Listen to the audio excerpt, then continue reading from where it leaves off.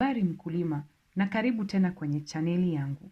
Je, uko pale na unanuia kununua au kujenga sanduku la kutagia mayai? Anza kwa ubora kwanza.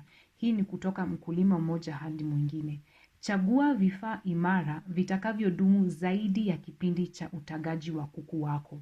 Kama unavyoona, hivi ni visanduku vyangu. Nilitumia mbao zilizokuwa ghali kidogo, lakini zimedumu na zinahudumia hadi leo.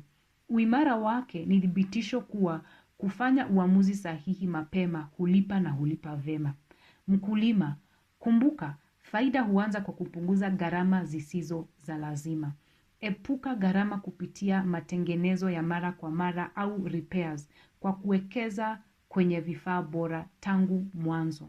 Tafuta watu wenye ujuzi wa kutengeneza masanduku ya kutagia na tumia vifaa bora. Vinaweza kuwa ghali kwanza, lakini utakuja kufaidika baadaye.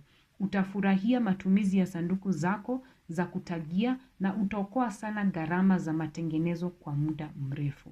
Asante mkulima, na karibu tena kwenye chaneli yangu.